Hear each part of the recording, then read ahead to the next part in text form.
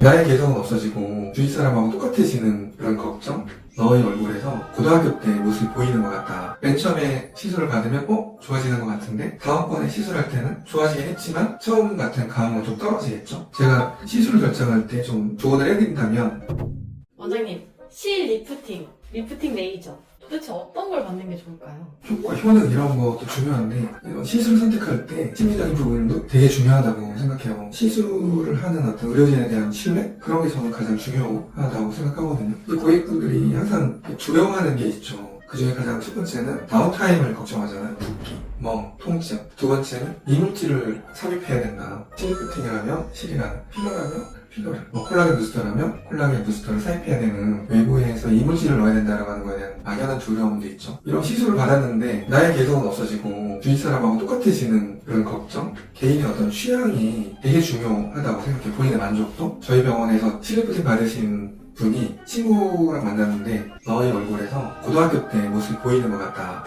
그런 이야기를 들었대요. 저도 그 이야기를 들으면 너무 기분이 좋았거든요. 그런데 모든 시술이 그런 이야기를 들을 수 있는 것도 아니고 어떤 시술했을 때 100% 만족하는 결과를 얻을 수는 없거든요. 그런데 한 번에 되지 않아요. 이 시술을 여러 번 해야 되고 또 해야 되는 거라면 맨 처음에 시술 받을 때 최소한으로 가볍게 받는 시술을 먼저 선택해보는 것이 맞겠죠. 시술을 하게 되면 만족도가 변화가 와요. 맨 처음에 시술을 받으면 좋아지는 것 같은데 다음번에 시술할 때는 좋아지긴 했지만 처음 같은 감은 좀 떨어지겠죠. 또 다음번 시술을 받으면 식상한 느낌이, 심적인 변화나 감흥이 없어. 그러면 다른 시술로 변화를 해보는 거죠. 그리고 그 시술을 받았는데 원하는 결과 나오지 않아. 그러면 원래 시술로 돌아갈 수도 있고, 리프팅 레이저라면 울세라 이런 시술을 받고 다운타임도 없고 의사사의 불편이 없이 개선을 누릴 수 있죠. 그런데 해가 바뀌어서 했을 때 원하는 결과가 나타나지 않고 심적인 동요, 감흥이 없어. 그럴 때는 다른 시술을 할 수 있잖아요.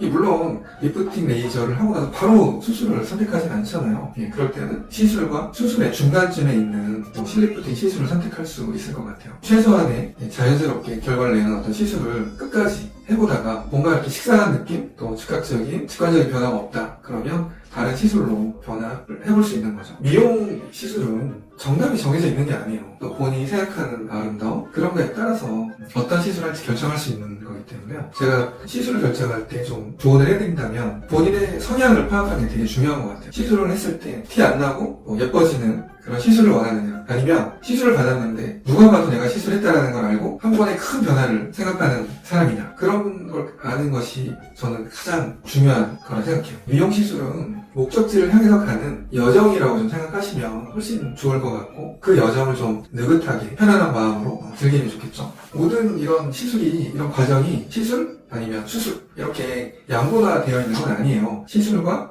수술 중간 어디쯤에 실리프팅이라고 하는 시술이 있기 때문에 실리프팅을 선택하든 수술을 선택하든 여정이라고 생각하시고 마음의 여유를 가지고 여러 가지 시술을 선택하시고 좋은 경험을 하신다면 훨씬 더 안전하고 편안한 마음으로 본인에게 맞는 좋은 시술을 선택할 수 있습니다.